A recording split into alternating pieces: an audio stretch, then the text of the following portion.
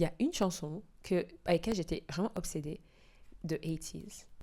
C'est In Your Fantasy. Ah là là, celle-là quand elle drop, celle-là, j'étais pas prête. Je peux pas la mettre parce qu'il y a des copyrights. I know what you're into. Baby got a type. Yeah, I could be gentle, but that ain't what you like. What you like? Lips you're biting, it's inviting, and it's hard as hell. Trust your body, I'm nobody. I don't kiss and tell.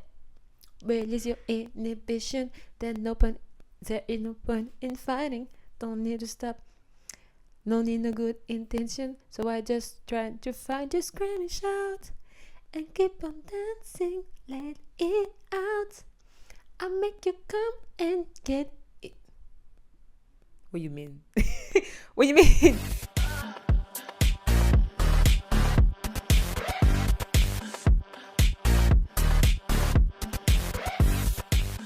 Bien bonjour et bienvenue dans cet épisode 2 du calendrier de l'Avent.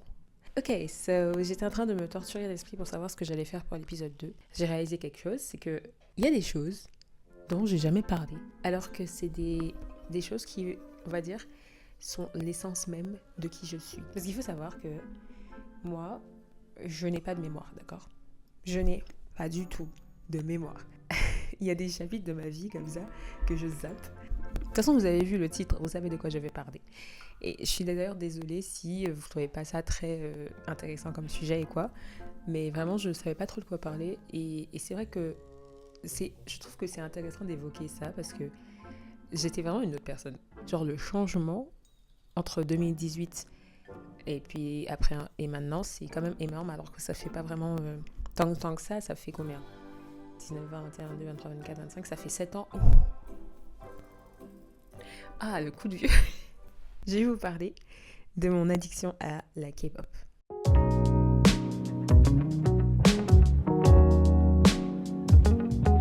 Déjà, 2018, j'avais 17 ans. Je venais tout juste de quitter le foyer familial pour m'envoler vers une autre ville. Il faut savoir que j'ai vécu toute ma vie en Guadeloupe. Et quand j'ai eu 17 ans, j'ai décidé de partir parce que je voulais poursuivre mes études en France. Mais je vous avoue que j'avais toujours rêvé de quitter la Guadeloupe. Voilà, je voulais vraiment partir. C'était vraiment un objectif pour moi. Je me suis dit, je peux pas rester là toute ma vie, c'est pas possible. Donc, j'ai tout fait pour quitter et j'ai réussi. Donc, je suis partie à 17 ans dans un pays qui est la France.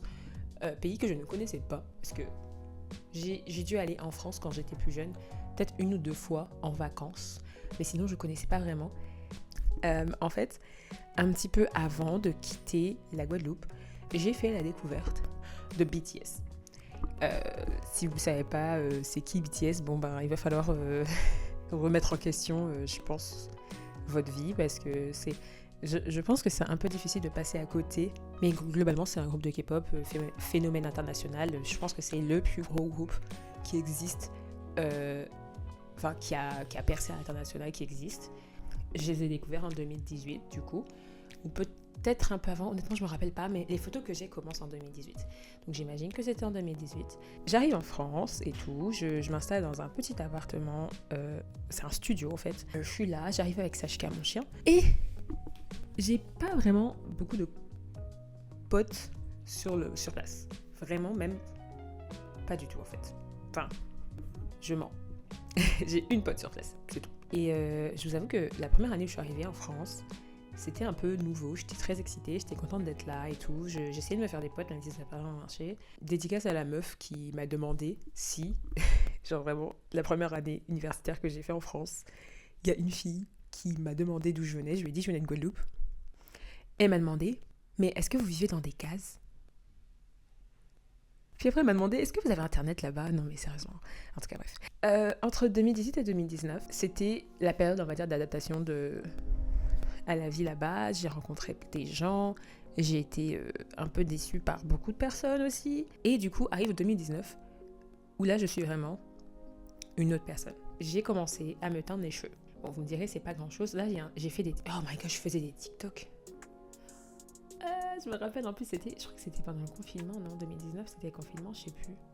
Été 2019, c'est là que ça a commencé, la crise du Covid-19. J'ai commencé à me décolorer les cheveux, j'étais blonde à l'époque. Ça m'allait bien, by the way. Et je suis allée à mon tout premier concert de K-pop. Mon premier concert, c'était BTS. C'était le 8 juin 2019. Je me rappelle que ce jour-là, ma mère était venue en France pour m'accompagner. Elle était venue passer en fait une semaine ou deux, je sais plus. Et ça tombait pile poil au moment où il y avait le concert. Du coup, je lui ai demandé de m'accompagner, pas au concert parce que j'avais déjà pris ma place et qu'il n'y avait plus de place. Enfin, c'est pas qu'il n'y avait plus de place, c'est que ma mère voulait pas acheter une place à 200 $. Enfin, 200 €, pardon. Je suis en dollars, excusez-moi. Et encore, je me suis fait entre guillemets arnaquer parce que j'avais acheté un ticket qui avait déjà été acheté par quelqu'un d'autre qui était en revente. Et en fait, j'avais... Ouh, mes pieds là, c'est pas gratuit ça. Et en fait, j'avais pas les connaissances à l'époque et je savais pas qu'il fallait pas acheter des tickets en revente parce que ils te les vendent plus cher. Donc j'ai acheté à peu près 200 € alors qu'elle coûtait genre 88 € de base. On est parti avec ma mère à Paris parce que j'habitais pas à Paris. Hein. On est allé à Paris pour que puisse aller voir mon concert. Et juste avant d'aller voir le concert, on allait voir le pop-up store parce qu'il y avait un pop-up store de BTS qui avait ouvert à Paris. À ce moment-là, je porte pour l'occasion un t-shirt Team BTS. Je sais plus, je pense pas que je l'avais acheté là-bas. C'est sorti bien après ça. Attendez. J'ai acheté, je pense, 2 autres t-shirts.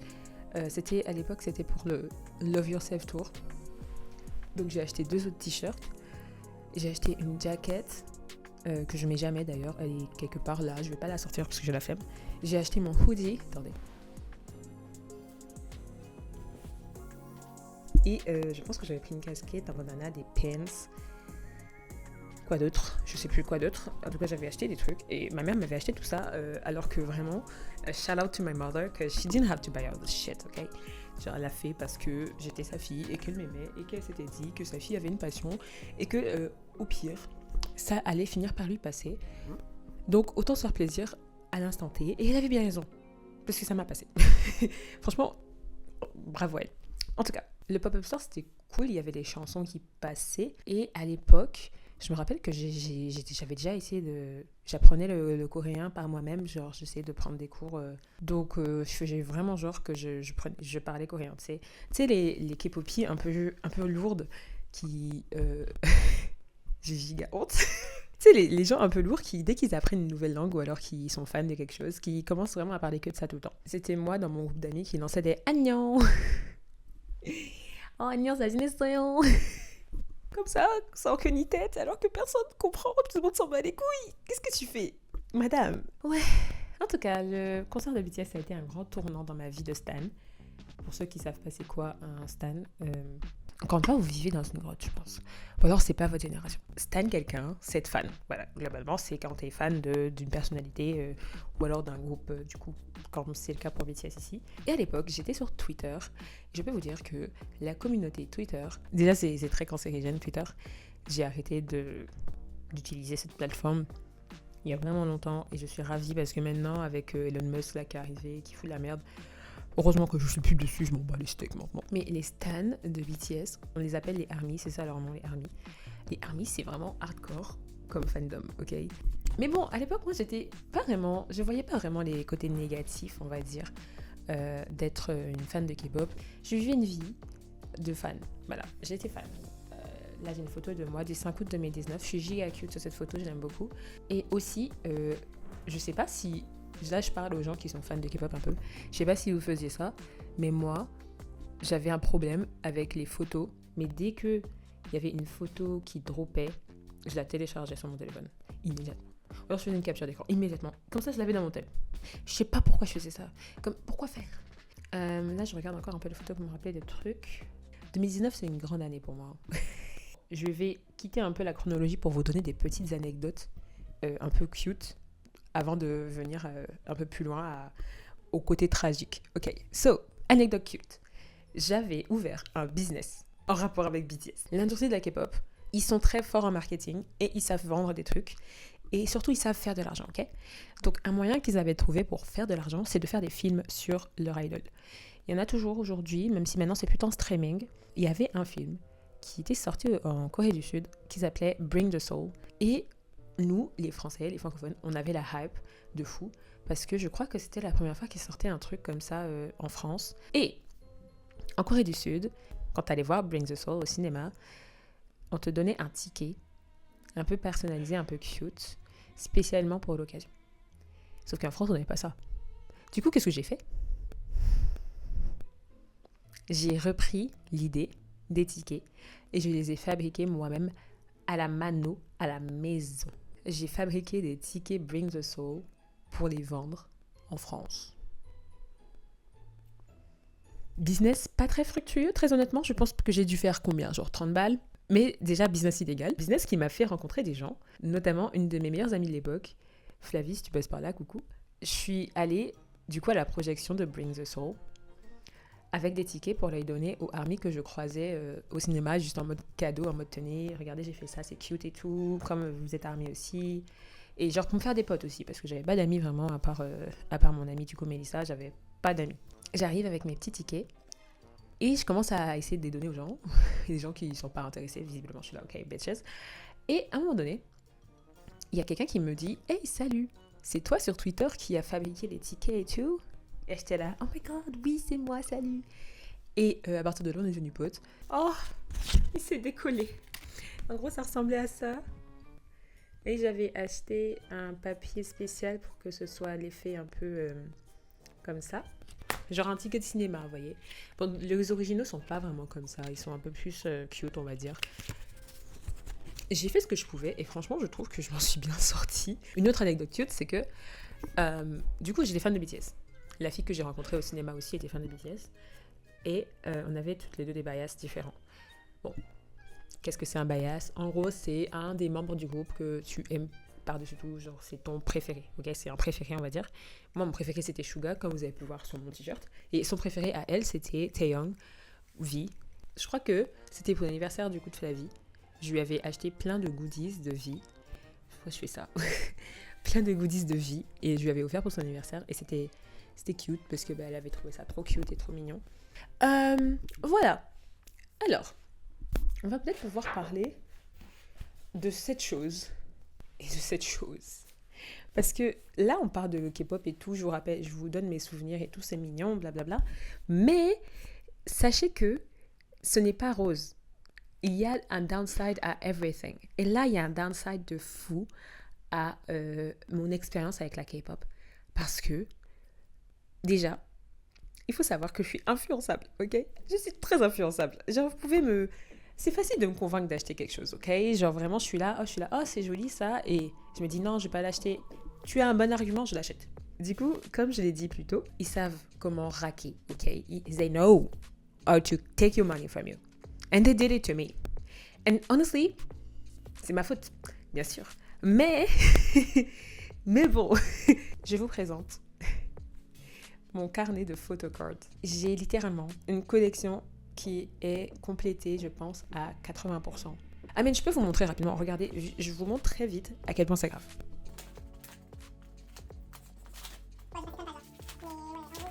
J'avais déjà fait une vidéo sur ma chaîne YouTube où je parlais, je sais plus si je l'ai pas mis en privé, mais en gros, je vous montrais ma collection d'albums de K-pop et tout. Mais je peux vous dire que si la moi d'aujourd'hui, là, elle pouvait retourner dans le temps, elle dirait à la moi du passé d'arrêter ses conneries. Vraiment, je me mettrais 2-3 baffes comme ça. Parce que aujourd'hui, je pense que c'est vraiment du gâchis, quoi. Pourquoi t'as acheté ça, Zélia? Imagine tout l'argent que tu aurais pu avoir aujourd'hui si t'avais pas acheté tout ça. Avoir l'argent, c'était pas un problème pour toi? C'en est un aujourd'hui, c'en est un, ok? Là, je serais vraiment ravie d'avoir ça. I mean, for the memories, okay, the memories were good. But that's it. And it's not only happy memories either. There's also a lot of bad memories, girl. Je vais même pas vous montrer celle-là, on s'en bat les couilles. Voilà, ça me saoule. Et en plus, le pire, c'est que tous ces albums sont chez ma mère et elle arrête pas de me demander, tu veux pas que je les jette? Et je suis là, non! Ne jette pas mon argent comme ça, s'il te plaît, je ne veux pas. Est-ce que je regrette? Un petit peu. Parce que j'ai abusé. Ce qui est fait est fait et c'est pas avec des si qu'on refait le monde. Moi, vraiment, je déteste le mot si, d'accord? It's okay. It's not a big deal. Ah oui, c'est vrai que j'ai fait un tatouage en rapport avec BTS. Vous voyez bien? C'est écrit Borae. Je pense que c'est cool d'être K-pop stan parce que honnêtement, ça fait rien de mal, tu vois. Genre t'es là, t'apprécies un groupe, t'achètes un peu trop de trucs. Mais j'avoue que personnellement, j'avais poussé un peu le bouchon et que c'est pour ça que j'ai décidé qu'il fallait que je m'en défasse. Parce que c'était devenu vraiment une addiction et c'était devenu une addiction dangereuse un peu. Je vous explique tout de suite pourquoi. Là, on va parler de choses tristes. Là, c'était un peu cute. Tout le début, c'était cute, maintenant c'est triste, ok? Du coup, j'avais développé comment on dit? Une obsession un peu maladive pour Suga des BTS. J'étais obsédée par lui. Alors que je ne le connais ni d'Eve, ni d'Adam. Je ne sais pas comment il est dans la vraie vie. Tout ce que je voyais, c'était des images, des vidéos. Voilà, c'est pas grand chose en vérité, genre vraiment pas du quoi se faire une idée d'une personne. Mais j'avais cette relation parasociale, qui est pas vraiment d'ailleurs une relation parasociale du coup, mais un peu, c'était vraiment abusé. À tel point qu'au bout d'un moment, j'ai réalisé que c'était abusé. Et j'ai commencé à être triste parce que je savais que la relation que j'avais avec Yoongi était one-sided. Et à cause de ça, à cause de cette fixette que j'avais, j'étais vraiment trop triste en fait. Parce que j'avais pas envie de m'en défaire. J'avais pas envie de me défaire de cette fixette. J'étais en mode, oui mais c'est la seule façon pour moi d'être heureuse, tu vois. Si jamais j'arrête d'avoir de l'affection pour lui, bah j'ai quoi? Il me reste quoi, tu vois? Je sais que ça paraît très irrationnel, mais c'est comme ça que je le ressentais à l'époque. Aujourd'hui, je suis vaccinée, je n'ai plus cette obsession maladive, donc je me trouve un peu ridicule. Genre, j'étais vraiment ridicule à l'époque, mais j'essaie de me remettre à la place de moi à l'époque. J'étais juste dans une boucle où mon seul petit rayon de soleil, en fait, bah, c'était BTS et c'était la K-pop et c'était le fait de pouvoir partager une passion avec des gens. Je peux comprendre, tu vois, j'accepte, je comprends, je conçois que j'étais un peu dans une sorte de vice et dans une sorte de boucle difficile à contrôler. Après ça, j'ai réussi quand même à me relever, à m'en sortir et il y a plusieurs raisons à ça. Je vais juste refaire un petit résumé très rapidement pour qu'on soit tous sur la même longueur d'onde. Donc, je pars de Guadeloupe, j'arrive en France, dans la ville. J'ai pas dit la ville au début de ma vidéo, je suis désolée.